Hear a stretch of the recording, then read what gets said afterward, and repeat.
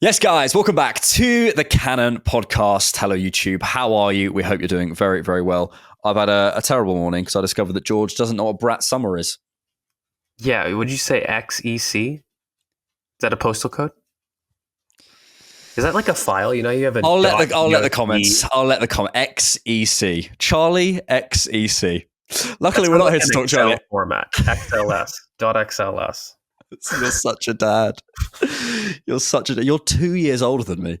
You feel like my dad. It's crazy. Maybe that says more about me. Yeah, listen, we are here to talk. We're not here to talk Charlie XCC, whatever you said. We're here to talk Ethan Nwaneri, or Nwaneri. We just did almost an hour looking at his clips, and I know we normally say go watch them, but just go watch them. They are absolutely unbelievable. You can watch them for a free trial on Patreon. Look to him and Wisecout, or loads of stuff out of possession as well, which was probably an area I've watched him the least, or certainly focused on him the least, which is really interesting to look him out of possession. We'll come to that in just a second. But then we just watched some comps of him in the U17s at the Euros, and he's a joke. He's literally a joke. He's literally a joke of football. So when it comes to that, we're going to come to, there's not loads of stats to come to, so we won't necessarily come to that. We're going to look at the tactics. We're going to talk about Ethan and sort of where he fits in. We're going to come to your questions as well. But I want to start, George, with, I think sometimes because players have been around for a little while, you kind of forget how mad it is. And I want to come to, so Tim Stillman put out a great blog on Osblog today, and he spoke about how we sort of forget certain things. We look back in history and we go, oh, they had such a quick rise or whatever. Firstly, Ethan is obviously our youngest ever player in the Premier League. Everyone's youngest ever player, the youngest player in the Premier League. But also this sort of bridging season that he's probably likely to have now is totally normal. And I think there's some, I feel an appetite of, where is he? He needs to get more minutes, But actually, when looking back, and Tim Stillman sort of makes this point, Bukayo Saka's first two senior Arsenal goals occurred in the Europa League group stage in the winter of 2019. He was an unused sub in the 2020 FA Cup final against Chelsea. And he had that sort of bridge season in 1920 where he mainly played cup matches until the injury crisis saw him blooded in the first team at left back. So this is arguably our best ever academy product. Still had that bridging season. Same with Wilshere. He came to prominence during the summer 2008 Emirates Cup. He then made his debut at home to Sheffield, or made a debut at home to Sheffield, in the League Cup when we were winning 6-0. And then he made his Premier League debut at Ewood Park, but it was another 2 seasons because he went out on loan to Bolton Wanderers in 2010. And same with Cesc Fabregas and so on and so forth. So I think it's worth saying that with these young talents, there is going to be a sort of bedding in period. I feel like this is the season that is for Nwaneri. We'll sort of come to his usage a little bit later on. But I think it's worth saying that. But we are so excited, obviously, about him as a player. Let's come to that first. What do you see as Nwaneri's best qualities in possession? I mean, for me, first touch, it's one of the best I've seen come out of Haaland and one of the best I've seen at Arsenal in many, many years in terms of the consistency of the first touch, getting his shots off in terms of that, what we saw in the clips with the first touch, set, bang, it's unbelievable. His positivity, his verticality. But yeah, I'll let you go on sort of his best qualities in possession. 100% Ethan Nwaneri is a vertical player. He his entire purpose is to probe, and his entire purpose is to create space in opposition blocks, whether that's through passing or whether through a carry, whether it's through a feint, whether it's through taking it on in crowded areas and waiting until a marker goes to him before releasing to create space in the block. He's somebody that is, again, such a joke technically that he opens himself up left or right. He's got a brilliant ability to use his weak foot as well. So even in terms of his dribbles, he will open up to his right to feint to the left and, and commit the defender, which we saw so many times. Yeah. And so he's not one-footed at any level. He's, to throw in a buzzword, quite bipedal in terms of his ability to even take on. And one thing that you'll notice, and even if you watch those clips, he will receive on his left foot, turn and strike a ball with his weak foot outside the box and test the keeper. And he's got the power to do it. And so for me, he doesn't feel like there's any limitations to what he can do. And one of his best qualities is that he's got complete and utter control about when to slow and speed up a dribble in the same dribble. So he will slow down, toy to have you follow him, and then quickly Cruyff into another open space and burst past you. And he has that physical separation. He can take you on the outside. He can feint and then run on the outside and take the ball around you, no problem. He's got that strength in him, and he's got that strength to deal with challenges as well. So that's not just that you're looking at a talent that's supremely technical, and Maple may look at Jack Wilshere as comparisons, but for me, he's far more technical than Jack Wilshere. And really, when I have a look at what... It's mental that I agree with you, but I agree with you, yeah. Yeah, because you know the what it is? first touch, man. Yeah, like the first touch, but I even felt like, okay, Jack never felt in control totally of the dribble. So incredibly technical. He would wriggle out of space, but how many times did you feel, Jack, you should have released? Yeah, like, or the ball's just that touch too ahead of him. It's a touch too far. It's a touch too much that the opposition feel they can go. And that's actually why he got injured so much, right? Yeah. The opposition felt they can attack. With Nwaneri, it's not the case. Like the opposition, you can see them physically give up.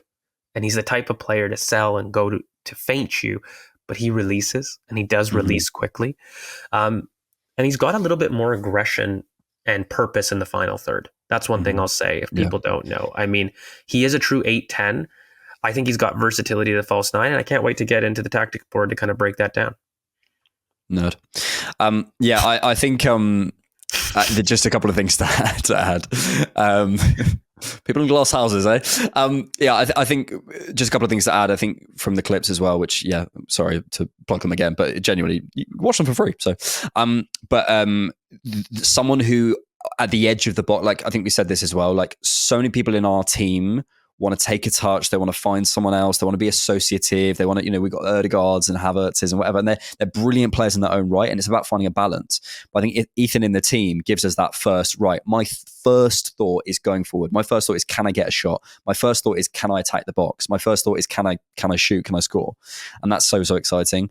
And also the way he rides contact, like at the age he is, and this is why, along with his technical quality and along the stuff you said and the carries and so on, the reason why I'm so excited about his transition to men's football is that ability to deal with contact, and the way he shields the ball and the way he sort of controls his body it's unbelievable. The low center of gravity, it's really, really brilliant.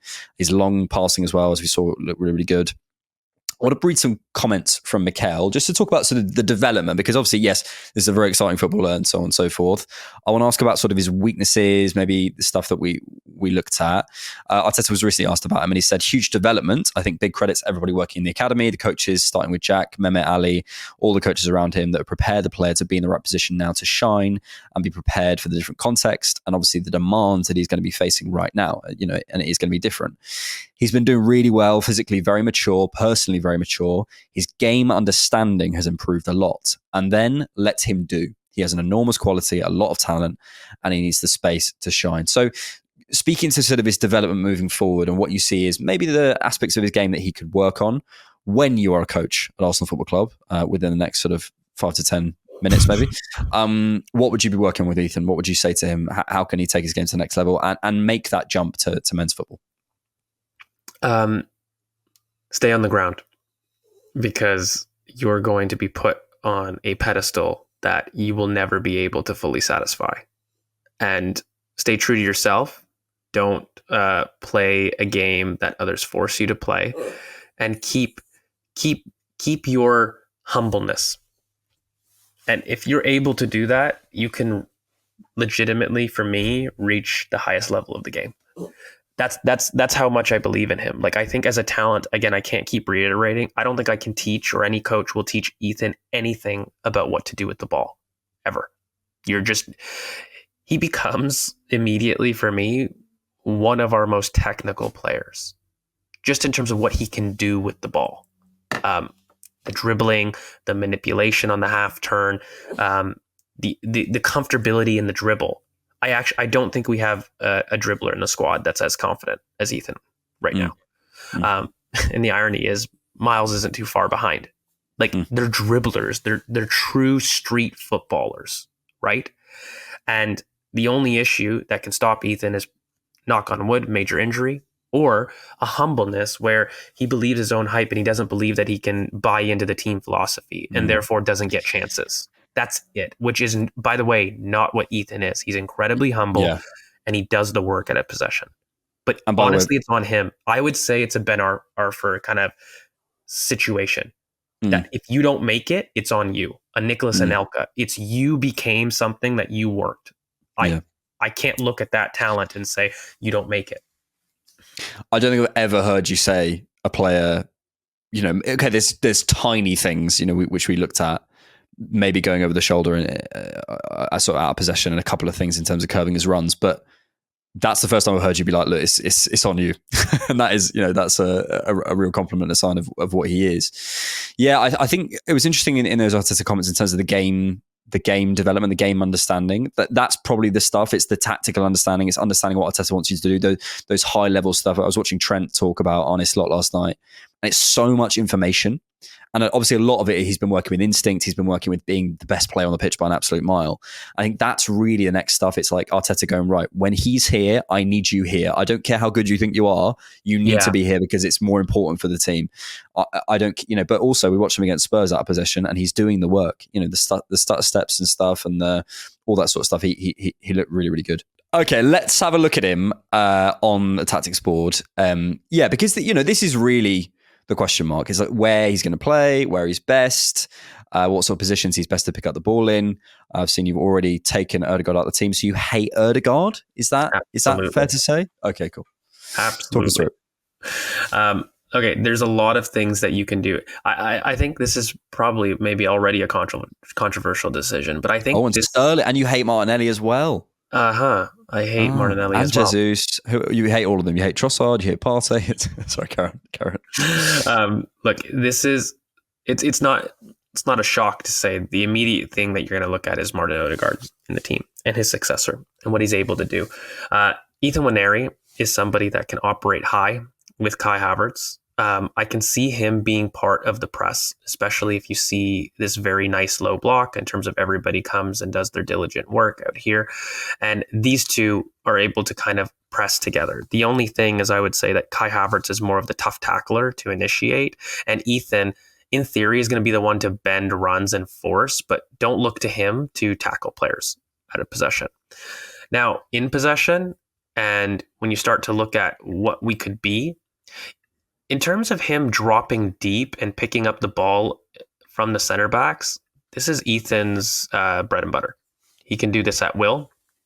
And if you've got kind of the high 8 up here, Ethan fully is capable of being a more deeper operator, a more deep lying playmaker. That's not something that he struggles with. And then in these zones, once he is here, his ability to take the ball on the half turn, whip a ball far corners, again, something that is his bread and butter. If Bukayo wants to make a run on here, Ethan will come on the outside and take you on the outside to deliver a cutback. That's something that he's fully capable of doing. Just quickly, because we saw in the clips from that position, Ethan is so willing to take a shot. Do you see Arteta slightly coaching that out of him? I kind of said it on the clips. I hope not. I mean, we don't have somebody that's got that confidence in them. Because ultimately, I think Arteta will be thinking about, okay, what's the highest XG chance? What's the best for the team? He will always prioritize the collective. And I just love that Nwaneri is brave enough to do that. And I see in those positions in an Arteta team, and I'm going, he's going to ask him to put it to the back stick. He's going to ask him to recycle. He's going to say, don't shoot. He's going to say, fine, Bukayo. Do you know what I mean? Yeah. Look, again, I will criticize Mikel. This has nothing to do with Ethan. This is a positive that Ethan does, and we don't have enough of it in our team. So yeah, definitely, I'd probably be critiquing Mikel a little bit more than anything else on that. But alternatively, as well, if we're facing maybe potentially a low block, and we're going to ask Calafiori to kind of come in here, and we'll have our typical back three, and if we've got something like this, and we want to be a little bit more penetrative, okay. And we want to be a little bit more willing to attack a low block, Ethan Nwaneri definitely could play these roles in terms of also being another high 8 in the block. And he's fully capable about receiving kind of in these zones and playing a first-time ball in for a Sterling or a Gabriel Martinelli, a touchline winger on that side to really play inside. He is a pass-first kind of player that absolutely can dribble as well. For Ethan, I think here, he's less willing to go on the outside. He's more willing to operate in these zones, but he is somebody that can be kind of the higher 8, if you want to say. If Martin Ødegaard drops in a little bit and we see Calafiori go a little bit wider and we see this rotation in which Martin Ødegaard picks it up, Ethan has no problem being the higher 8 to receive in these zones and turn. I prefer him on the right. Just naturally, he opens up more angles because of him being left-footed. But this is a kid that can take it anywhere and make something happen. Yeah, he can do both. Do you see any false nine sort of capability possibly in the future? And also, have you got so many players again? I always do this. I always end up with either 10 players or 12. I think you're fine. No, you're fine. Do you see any false nine capability? And also, like long term, I think you've mentioned Modric before, and I know you're not saying in terms of the you're comparing Modric at 38 compared to Nwaneri now, but in terms of where he plays and what he does and the role he's given. I just wondered if you want to expand on that. Yeah, in terms of him operating as a false nine, it's because Ethan himself has the ability to drop deep, connect play, and he has this ability to pop shot from these locations out. Like we've seen it in all these clips. Like he's got such a short back lift that Ethan Nwaneri, he'll never be a box presence as a false nine. He'll pop out and he'll have shots in these areas. He'll float in really well to maybe open up a cutback and go into the far post. We've seen that ability with him. But he's a false nine in the sense that he can complete this almost diamond that you get to allow forward to go beyond Havertz. Yeah. I don't think Arteta. I can't see Arteta anytime soon having like a fixed centre forward in that way, in that very last liney way. So I can see that happening. Yeah, and I mean the big thing is ultimately when I talk about like the Modric aspect of it, it's in these positions, right? Like it's in this idea that if you've got a wide center back and we've got another 8 and we're operating in this way, Ethan Nwaneri is a high level 8. That's a two-way player that can do any position in these half zones, and he can also operate on the touchline. He's just somebody that sets the tempo of a team. And I think ultimately, when you start to look at what he could be, oh my god, your dog is so cute. I'm so sorry. That is the cutest. I thought it was going to be this big dog. That's so cute. Oh my gosh. Sorry, carry on. So when I talk about him potentially being like a Modric in general, he is just somebody that sets the tempo of a team, and the team goes through him. And Ødegaard, everybody talks about him being the coach on the pitch. Ethan's going to be the possession on the pitch. Everything will flow through him, and people will look to find him. He will look to find other people. If Ødegaard is out for these, he's out. If you know that reference, fair play to you. Is going to be out for the next few weeks. I'm looking at a number of fixtures, probably not the next two, away at Atalanta or Atlanta as you call them, and away at City. But I'm looking at Bolton at home in the Carabao Cup. I'm looking at Leicester at home. I'm looking at us at home to Southampton on the 5th of October. Can you see Nwaneri given from the start that Ødegaard role? Can you see that happening? Can you see this early on in the season, Mikel going, do you know what? Here's the keys. Let's see. If I'm going to be as boastful as I can, I believe that you give Ethan Nwaneri the chance, the 90 against Leicester, Southampton, Bolton, he will reward you with a man of the match performance. That's how much I believe in him in terms of it. Like I was always very reticent to pop him in at Atlanta, at Man City, because by the way, I would be reticent to do that to anybody.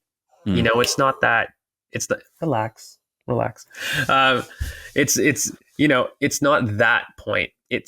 I just don't know if I trust Mikel enough. That's kind of my hesitancy here. It has nothing to do with Ethan and whether or not he's ready. I believe that Ethan Nwaneri can come in and he's absolutely ready to impact the first team right now. He's ready to give us something different. And I would argue fans are going to look at him. And as far as between the line presences that are brave and that will force the issue, he is one of the best players in the squad right now to do those things. The question is, okay, you've been so effusive of this praise, George. Why isn't he in there? Why doesn't he do it? I am telling you, I think it's a case of once you give that boy a chance, he will fly. He's that type of person that he takes challenges in stride and he grows. He grows with responsibility.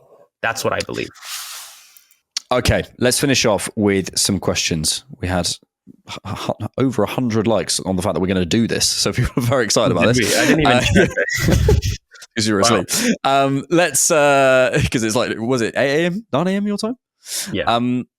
Let's do this one. Actually, yeah, sort of on that. From Harry, who is at Haj Mahal 96. Why does he always seem moody? He's just an introverted guy. I mean, I think it's because he doesn't know who Brad Summers is, you know. And, that's it. I think what I would say is if you go and watch, because I hadn't seen any clips of him, but if you go and watch him talking to Martin Ødegaard, I think it's called Passing Notes. I think Arsenal have started a new series. And he seems just really humble and quite focused and mature. Like I don't see it as I think sometimes silence can be a sign of, silence can sometimes be a sign of arrogance. And I don't think it is that at all. I think it's just he's 17 around superstars going, oh my goodness. But you see him ultimately all that matters is when he's on the pitch. And when you see him on the pitch, that does not translate at all in the way that I've said it before about Jakub Kiwior. That's a shy character that translates his shyness to the pitch. That's not what I see with Ethan at all. He's the opposite. He's an extrovert on the pitch, like in football. Just talking on the pitch. Yeah. Yes. He's top. Question from AFC Matt, who says, AFC Matt XX, who says, just how important will Ethan be to Arteta and Arsenal this season? Yeah, okay, let's try and quantify that. Sort of minutes. How many minutes can you see him going? Are you saying how many minutes do I think Mikel will give him, or how many minutes do you think I am? Because ultimately that is all that matters. That's all that matters. Let's in these say Premier League minutes, because he's already got however many minutes he's got against Spurs. Let me just look that up. But 10, by the end of the season, I think he had it versus Spurs. Yeah, by the end of the season, Premier League minutes, he has to have at least. I want 1,000 minutes. I think he has to have at least 500 in the Premier League. Yeah. Well, I think he can start at least 3 or 4 games, at least, and then he should have cameos throughout the season. I mean, you know what's part of the problem is because Mikel, let's be real, the integration aspect of it has really warped people's ideas. 500 minutes, by the way, is 4 or 5 games over the course of a season. Yeah. And by the way, we're not just playing the 38. You know, I think, of course, you've mentioned Premier League, but I feel if we're looking at a player that's going to come on and help change things against a low block, 20 minutes here, 20 minutes there, let's ignore that. If you can at least see him start 2 to 3 games, at least, then the expectation's 500 minutes for me. Yeah, I think between 500 and 1,000 in terms of overall, the Premier League I do just have a look at, but it's those sorts of games like if we know we're going to come, I think is it in the top 8 in the Champions League, like and we had that last game, I'd wanted to see him starting that. It's honestly, it's the games that like last season I wanted to start. It's like the PSV away type of games. And, you know, obviously the club, you know, deferred to seniority, but I think now we've moved that seniority away. We've moved Fabio Vieira on. We've moved Emile Smith-Rowe on. And by the way, when you watch him, you see why. You do get it. Like he's coming, whether we like it or not. So I do get it. I just think it will be more like Carabao Cup, FA Cup. And that's why I'd love us to get long runs in those competitions and give him the keys and just say, look, you have the Ødegaard role, mate. Ødegaard needs to play against Spurs or City or whatever it is this weekend. So you go, mate. You show us what you can do. And I believe he'll step up to that. No, I agree. And I think that he will show you a level that you can't deny. That's part of the problem is I don't think he's not ready. Like, I don't think you're going to see an inconsistent youngster here. Like, I think you're going to see somebody that people are going to ask questions. Okay, you've given him 90 minutes and he was basically man of the match. Why are you not giving him more? Yeah. And it becomes, how much do you trust Mikel? I think 500 minutes, anywhere from 500 to 1,000 is what I would want overall. If I don't see 500 minutes in the Premier League, I'd be disappointed, personally. Yeah. AFC Lightsaber says, he said that he tried to replicate KDB. Does he have the passing range and creativity to become a team's primary playmaker? 1,000,000%. Yeah. I don't know if he does it like KDB. Like, for me, I've never seen somebody... It's giving more like slip balls, cutbacks, that sort of stuff than KDB, Dribble. Who's going to, dribbles. Which is why I say Mudryk is a better comparison for me in terms of the type of player. But he is, if your question is, can he be the primary creator in a league that's competing for the Champions League and the Premier League? Yes. Yeah, grown out at 25, 26, 100%. Can he do it on a cold night in Stoke? Final question from Walmart Don, which I know is a joke, but, in terms of the temperament and the mentality and the sort of you have no concerns about that.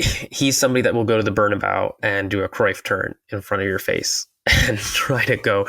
And I hope he does. And I would love it. I get excited about him. I would be there. Yeah, I think he's the type of he's so much an introvert, but when he's on the pitch, he actually doesn't care to the point of for him, he plays the pace. He doesn't get affected. So Anfield, I'm looking at these big cauldrons. Down the line, is he somebody that will temper those moments? And you know how we said the one quality of Declan Rice is that he will control those uncontrollables? Ethan will do that in possession. Yeah, Rice can do that out of possession. And it's credit to Haaland, and obviously credit to him, but credit to, these players who are coming out who are physically ready, who are technically ready, but also mentally ready. And I think that's really what you're looking at. You want to know when you throw them in, they're going to be all right, whatever happens. And, and it gives you such good options. And Arteta, I know he didn't start against Spurs, but Arteta said he thought about it. Do you know what I mean? And even that to be in his thinking is credit to him and credit to the quality he has. We'll finish there. If you want to go check out the clips and so on, you can do on Patreon for a 7-day free trial, or you can sign up as a YouTube member, or just sign up on Patreon. Please do. We've got loads of other stuff coming. We're going to do other sort of scouted episodes with other players in our team. Probably, stuff like people like Jesus or like Kivior, things like that. Just sort of interesting, sort of on the fringy-esque type players. We might have a look at Bukayo Saka and just goggle at him. He's quite good. Thank you, George. Appreciate it. Thank you very much. Thanks for being here. Make sure you subscribe to the Cannon Podcast. We'll be back with an instant reaction for the Atalanta game tomorrow night. Or if George will be watching some other game against some US city. And we've got loads of other content to come, so please make sure you subscribe and keep updated. Thanks as always for being here. And thanks for keeping it Arsenal.